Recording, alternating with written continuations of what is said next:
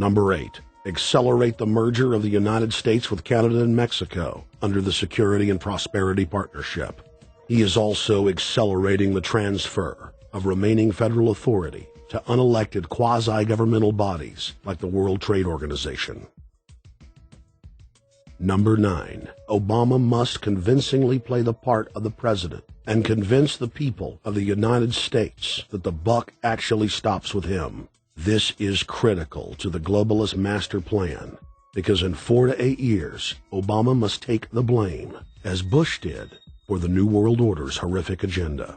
At that point, the elite will put a new puppet in the ceremonial seat of power and build him up as the savior, only to tear them down again. And so the process is repeated over and over. For their program to work, it is essential that the people not learn that the presidency is now nothing more than theater, because if they did, the people would stop looking at the pawns and start looking for the king. Through this system of deceit, the elite's criminal agenda can continue forever because the people waste all of their political energy debating the media spectacle instead of investigating the globalist agenda. Number 10. It's Obama's job to sell the public on globalist policies that aren't in the people's best interest. But the overlords have many salesmen. His most important function is to protect the criminal oligarchs from prosecution while they loot the economy worldwide, start new wars, and engage in torture. They're called Generation O, and they were the key to Barack Obama's White House win. During the campaign, Barack Obama used the internet like no other candidate before him, harnessing the energy of millions of his supporters. But the question now is, what to do with this young, eager, energetic army?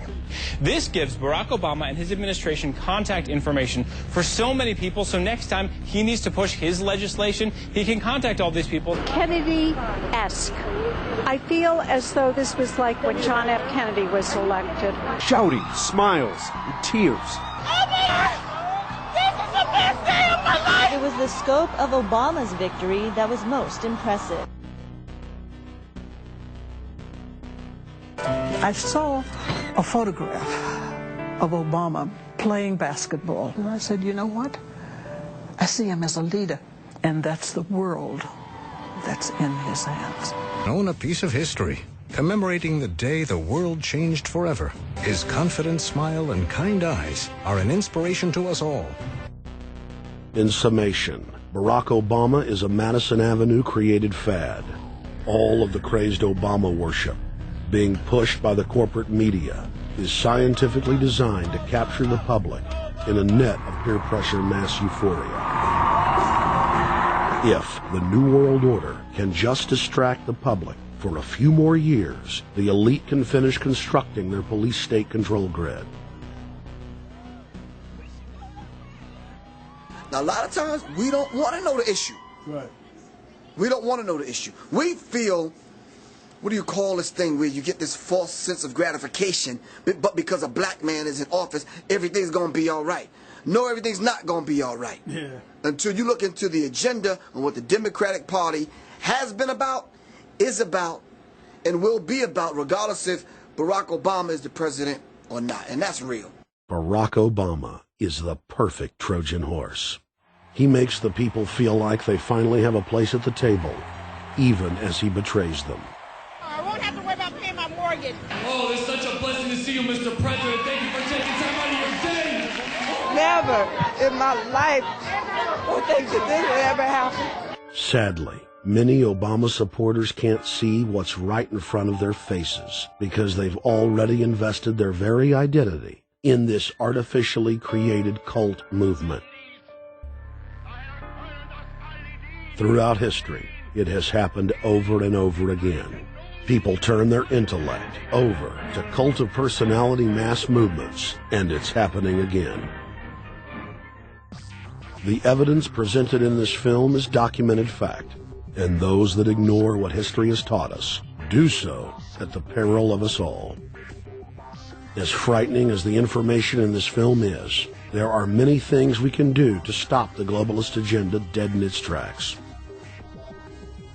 First, we expose the cult of Obama for what it is, a sad hoax.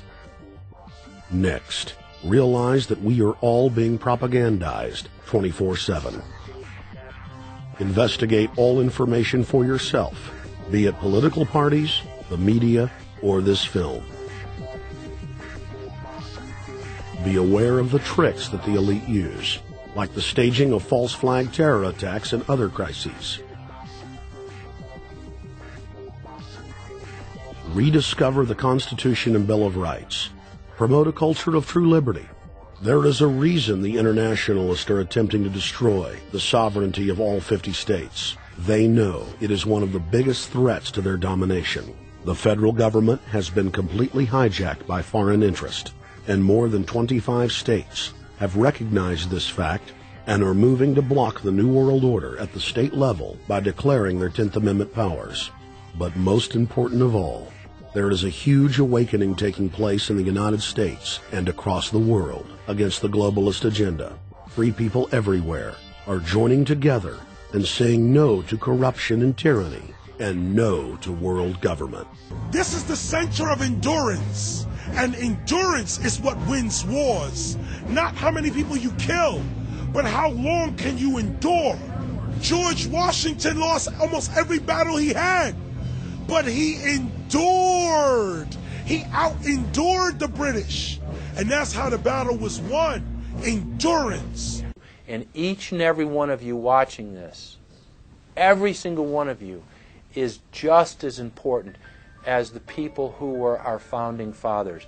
As that you are just as important as the Sons of Liberty who met in the 1770s to philosophize about freedom, to philosophize about a republic, to philosophize about a truly free country with a republic.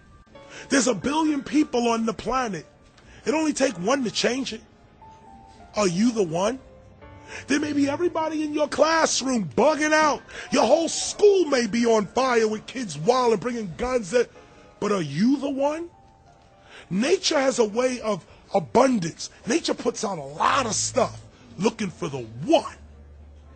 So if you're going to go along with the trend of let's just kill each other, let's disrespect each other, then you're part of nature's plan as well, to be part of just the excess.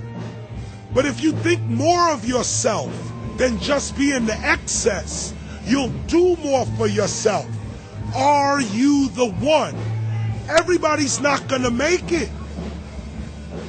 But you have an opportunity to save yourself. Well, we don't have to look back thousands or even hundreds of years to see how dangerous this present-day situation is. We can look back to Bolshevik Russia. We can see the takeover by the Bolsheviks talking about the people's revolution, talking about the positive change. And Lenin came in and then Stalin.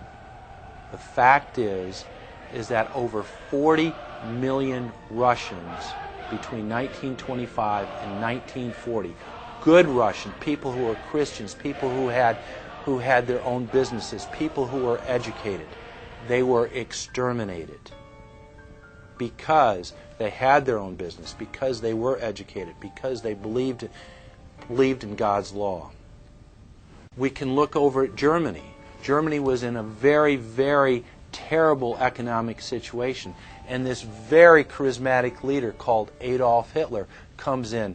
He makes the roads good, and he promises a better life for the people. And within 10 years, you see a completely nationalized, centralized, dictatorial situation where millions and millions of people were exterminated. And then we can go to Maoist China. Mao came in, he promised change, he promised a better life, and within 5 years, 60 million Chinese were exterminated. They don't teach that. They don't teach that in the schools these days. And it wasn't that long ago. And I pray to God that this will not happen in the United States. And the way it won't happen is if you and your friends and all of us together take action to say no. This country is too precious. It's too wonderful. It's too good of a place.